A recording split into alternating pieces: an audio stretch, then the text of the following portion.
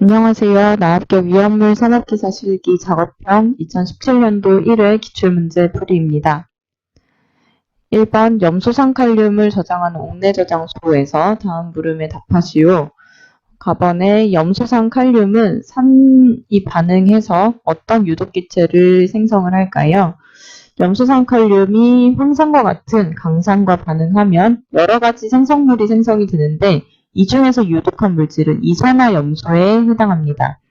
따라서 이 기체의 명칭인 이산화염소를 쓰시면 되겠고요. 이 반응식은 반응물과 생성물이 꽤 복잡한 편에 속하므로 위장계수법을 연습하시기보다는 염소산 칼륨이라는 일류 위험물이 산과 반응했을 때 이산화염소를 발생한다까지만 기억하시면 되겠습니다. 그리고 지금 염소산 칼륨을 저장하는 곳이 옥내 저장소인데 이곳의 바닥 면적을 구하기 위해서는 이 위험물의 위험 등급이 몇 등급인지를 알아야 합니다.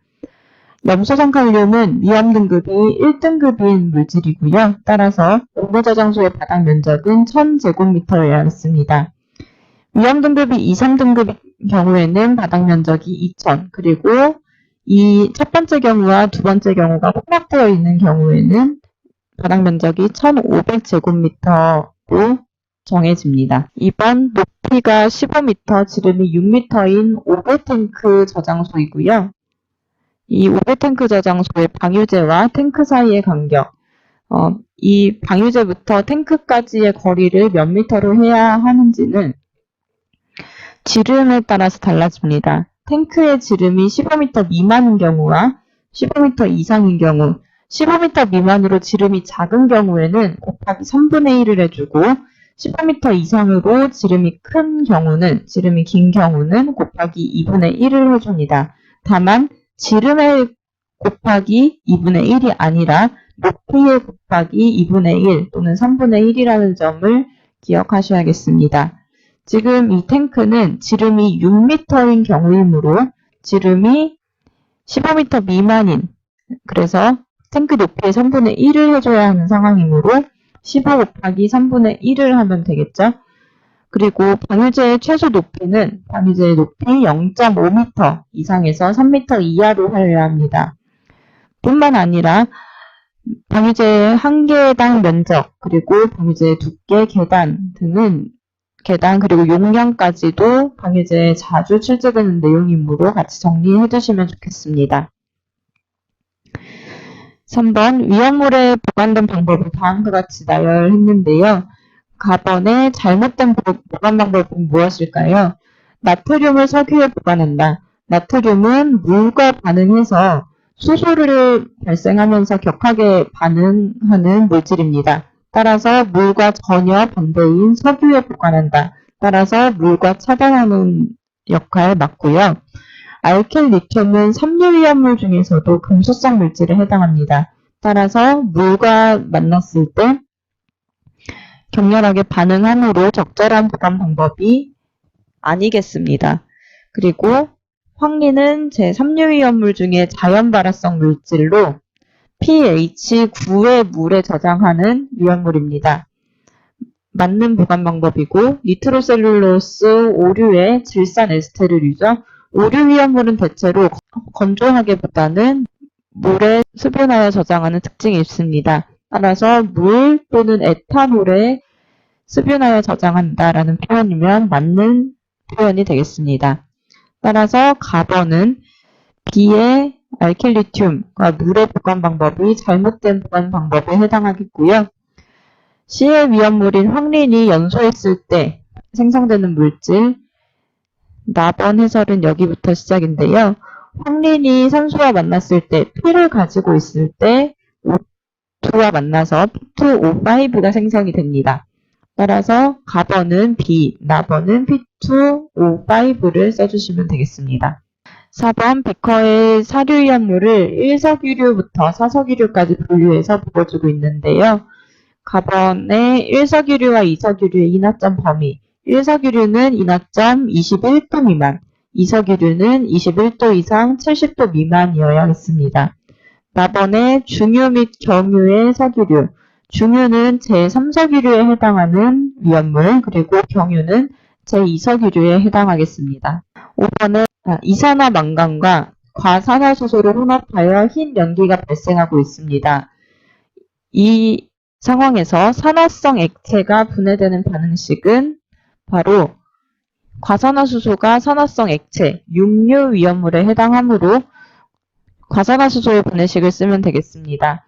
과산화수소가 분해하여 물과 산소를 발생을 합니다. H2O2는 H2O 플러스 O2를 써주시면 되겠고, A, B, C를 붙여서 각각의 값을 구해보면 2분의 1이 나오기 때문에 2분의 1을 없애주기 위해서 전체당 2를 곱합니다. 그래서 개수가 1이 되는데, 이때 개수를 대입하면서 위쪽에 MnO2를 써줄 수도 있습니다.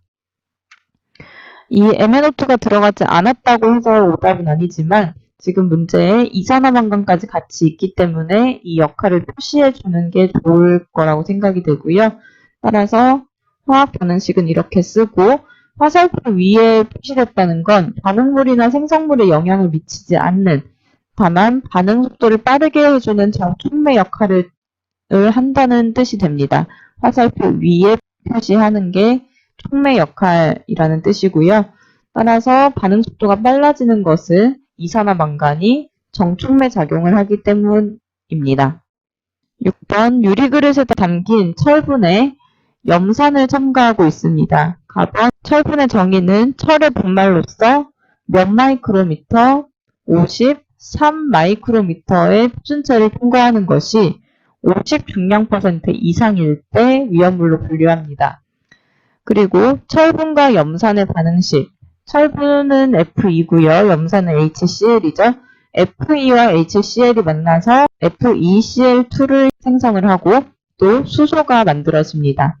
염화 철과 수소가 만들어지고 ABCD의 값을 구하게 되면 값이 1, 2, 1, 1이 나오게 됩니다.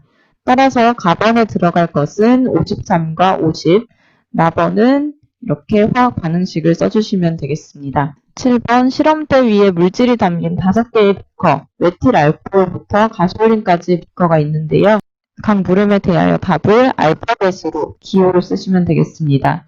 연소 범위가 가장 넓은 것을 보면 메틸 알코올의 연소 범위 7에서 36%, 에틸 알코올은 4.3에서 19%, 아세톤 2에서 13% 기억하셔야 되는 연소 범위고요.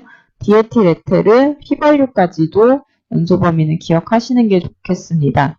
이 중에서 연소 범위가 가장 넓은 것은 1.9에서 48에 해당하는 디에틸 에테르 D에 해당하겠고, 제1석유류는 메틸알코올이 알코올로 끝나기 때문에 알코올류, 그리고 아세톤은 제1석유류, 디에틸 에테르 특수이나물, 휘발유 제1석유류입니다. 따라서 제1석유류는 아세톤 C와 휘발유, 가솔린 E를 써주시면 되겠고요. 끝에가 알코올로 끝난다고 해서 모든 위험물이 알코올류로 분류되는 것은 아닙니다. 하지만 이 알코올로 끝났기 때문에 알코올류로 생각할 수도 있겠다라고 추측하시는 데 도움이 될 거고요. 탄소수가 1개부터 3개까지의 알코올이 알코올류로 분류되니 혼란이 없으시기를 바랍니다. 증기비중이 가장 가벼운 것, 증기비중을 구하기 위해서는 29분의 분자량으로 합니다. 29는 공기의 질량이고 공기의 질량과 분자량을 비교하면 증기의 밀도끼리 비교하는 것과 마찬가지가 됩니다. 따라서 증기비중이 가벼운 것을 구하기 위해선 분자량끼리 서로 비교해서 분자량이 작은 것을 구하면 되겠죠. 메틸알코올의 분자량, 각각의 원자량이 합으였을 때 32, 에틸알코올 46, 아세톤 58, 디에틸 에테르는 74가 나오고, 휘발유는 특별하게 정해진 분자식이 있는 것은 아닙니다. 탄소가 5개부터 10개 사이의 탄화수소를 모두 휘발유로 분류할 수 있는데요. 따라서 증기비중이 가장 작은 것, 분자량이 가장 작은 것은 32가 되겠습니다. 32인 메틸알코올 A가 되겠습니다. 다음 8번에서 질산칼륨 숫 유황을 막자사발에 덜어 섞는 모습을 보여주고 있습니다. 이 세 가지 물질을 섞었을 때 우리는 흑색 화약을 만들 수가 있습니다. 여기에서 질산칼륨의 역할은 제1유연물이므로 이 자체가 연소하지는 않습니다. 다만 산소를 많이 가지고 있기 때문에 이 다른 두 물질이 연소를 하는 데 도와주는 산소 공급원의 역할을 하고요. 그리고 유황, 황은 이류위험물이고 탄소는 위험물로 분류되지는 않지만 가염물로서 작용하게 됩니다. 9번 덩어리 상태의 유황을 저장하는 오개저장소. 실제 유황을 이러한 드럼통에 저장하지는 않지만 이렇게 바깥에 있는 저장소를 오개저장소라고 한다는 점만 참고로 하시고요. 오개저장소에 유황을 저장할 때는 경계표시 하나의 내부 면적, 여기에 유황을 저장하고 있다 하는 경계표시의 면적을 100제곱미터로 해야겠습니다. 개당, 한 개당 100제곱미터 이하, 그리고 2개 이상일 경우에는 전체를 다 합쳐서 1000제곱미터 이하로 해야 합니다. 25,000kg을 저장할 경우에 경계표시와 경계표시와의 간격은 보호공지 너비의 2분의 1 이상으로 하여야 합니다. 다만 최대 수량이 지정 수량의 200배 이상인 경우에는 10m 이상으로 해야 합니다. 일단 200배가 넘는지 안 넘는지부터 보게 되면 유황은 이류위험물 중에 지정 수량 100kg입니다. 따라서 지정 수량의 배수가 100분의 25,000을 했을 때 250배가 나오죠. 200이 넘는 경우이므로 경계 표시간 간격이 보호공지 2분의 1이 아닌 10m 이상으로 해주시면 되겠습니다. 10번 오개저장소에 아세트산을 저장하고 있고 이때 아세트산 드럼통을 쌓는 높이, 저장하는 높이는 몇 미터를 초과하지 말아야 하는가. 이때 기계로 하역한다는 말이 없으므로 4m 또는 3m로 하시면 되는데요. 4m로 하는 경우는 제4유연물 중에 제3석유류, 4석유류, 동식물유류이므로 여기에 해당하지 않는 아세트산은 2석유류이므로 3m 이하로 저장하면 되겠습니다. 그리고 오개저장소에 저장하는 보유공지의 경우에 위험물의 수량에 따라서 공지의 너비가 3, 5, 9, 12, 15 3의 배수인 것 같지만 여기가 6m가 아닌 5m죠. 수량은 10배, 10배에서 20배, 20배에서 50배, 50에서 200배, 200배 초과일 때로 구분이 됩니다.